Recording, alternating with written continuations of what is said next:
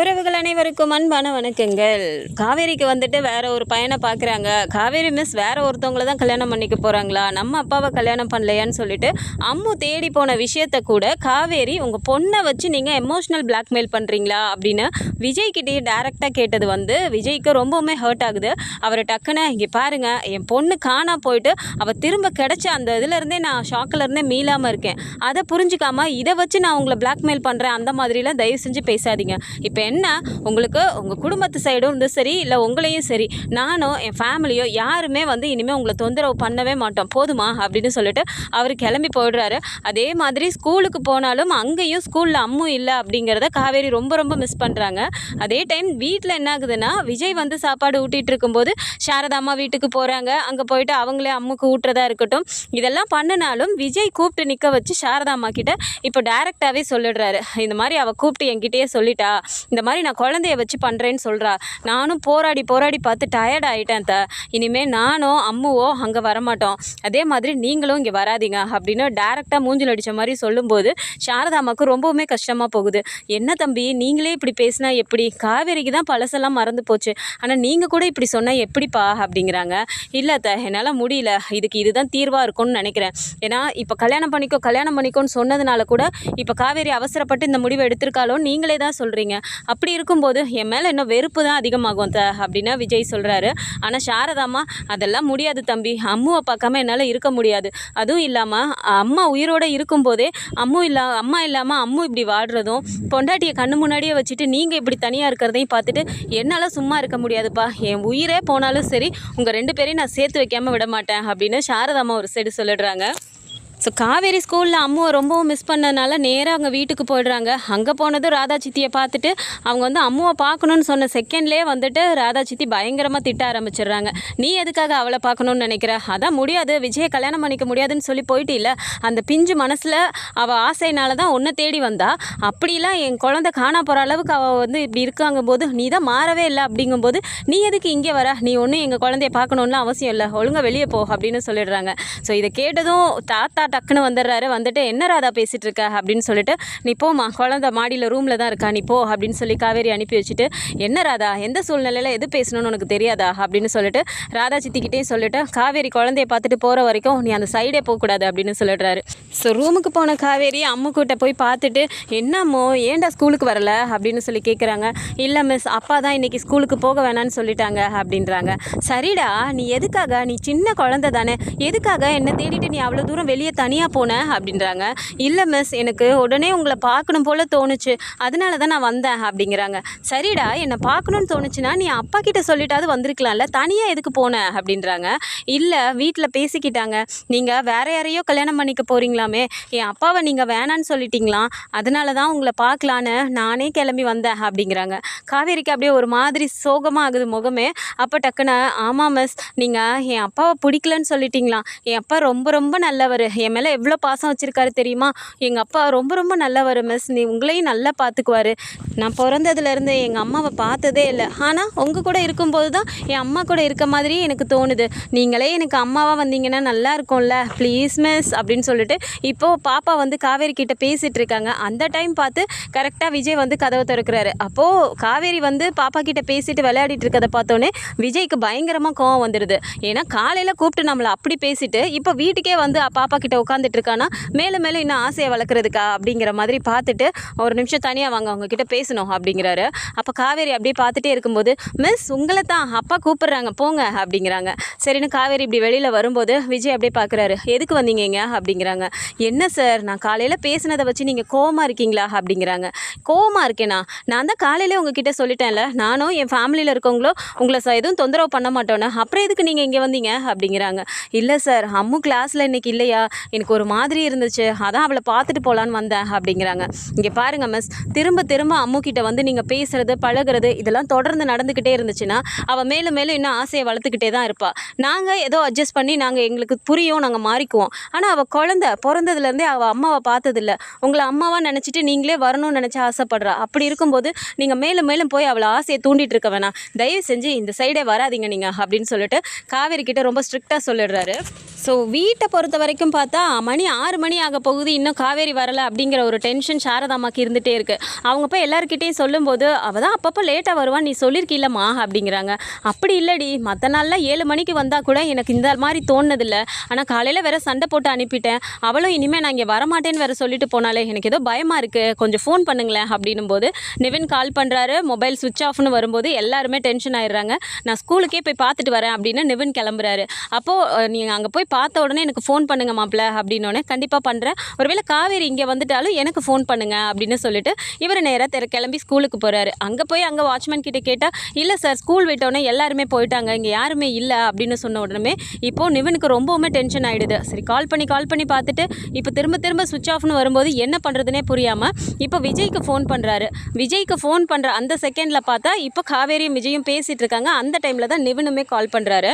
அப்போ விஜய் மொபைல் எடுத்து பார்த்துட்டு நிவின் பண்ணுறாரு அப்படிங்கும்போது என்ன பேசுகிறதுனே தெரியல. ஒரு நிமிஷம் இருங்க நான் வரேன் அப்படின்னு சொல்லிட்டு விஜய் தனியாக போயிட்டு, சொல்லுங்கள் நிவன் அப்படிங்கிறாங்க.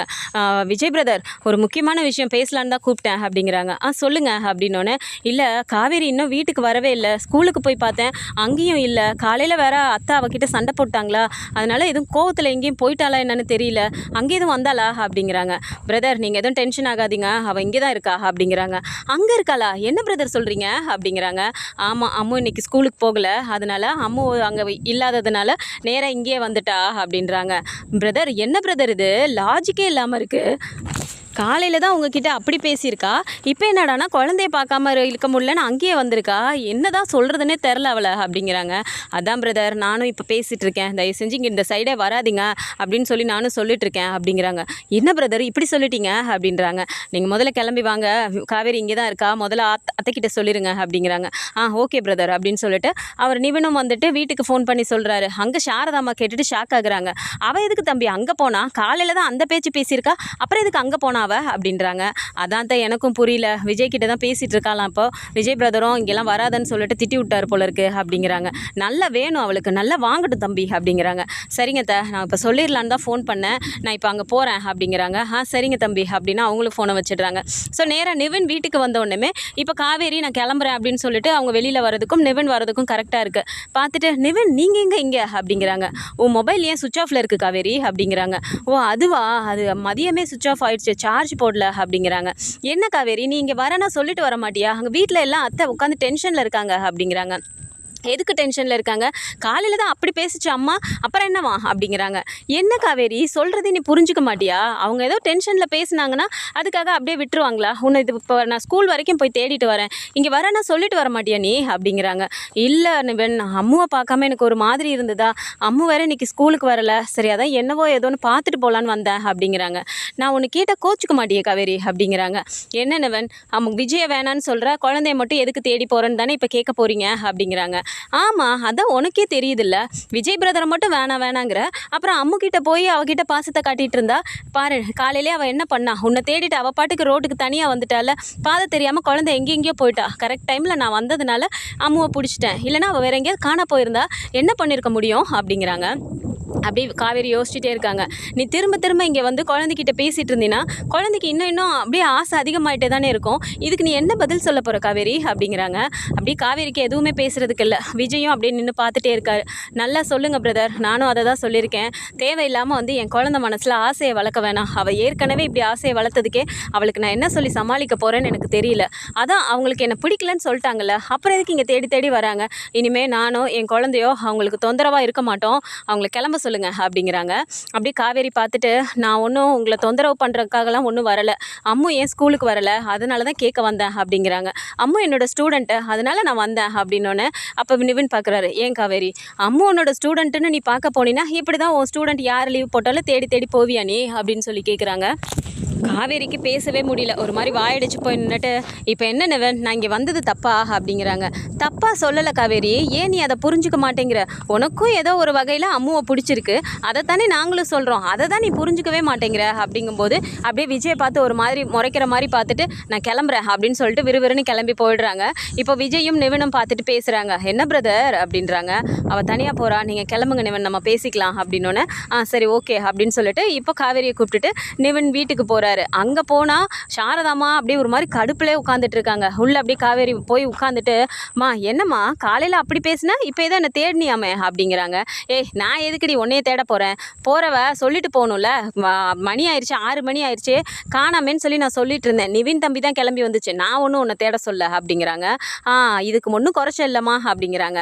நீ எதுக்குடி அங்கே போனவ அப்படிங்கிறாங்க. எங்கே போனேனா அப்படின்றாங்க. நீ எதுக்கு அம்மாவை தேடி போனாங்க அப்படிங்கிறாங்க. ஆமாம் அம்மா ஸ்கூலுக்கு வரல, எனக்கு ஒரு மாதிரி இருந்துச்சு, அதனால நான் பார்க்க போனேன் அப்படிங்கிறாங்க.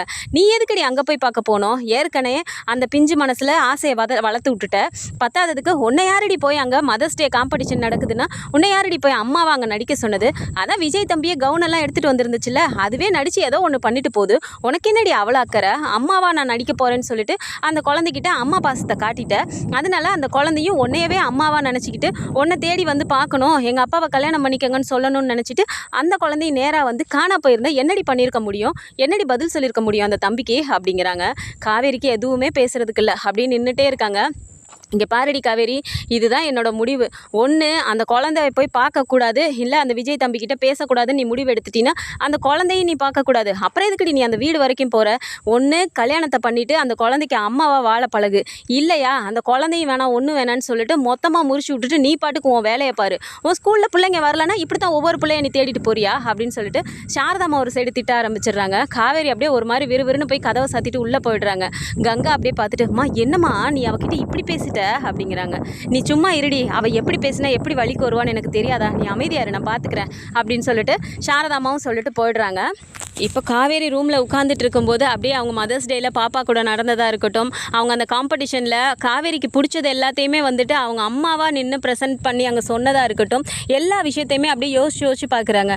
நமக்கே இப்படி அம்மா இல்லாமல் இப்படி தோணுது, ஆனால் குழந்தைக்கு நம்ம அம்மாவாக நின்று பண்ணிட்டோம், அப்படி இருக்கும்போது குழந்தை மனசு எப்படி ஏமாந்து போகுமோ, அப்படி இல்லைன்னு தெரிஞ்சு இருந்த குழந்தைக்கு இருக்கிற மாதிரி ஒரு ஆசையை காட்டிட்டோமே, நம்ம தான் தப்பு பண்ணிட்டோமோ அப்படிங்கிற மாதிரி ஒரு மாதிரி கன்ஃபியூஸ்டாகி யோசிச்சுட்டு இருக்காங்க.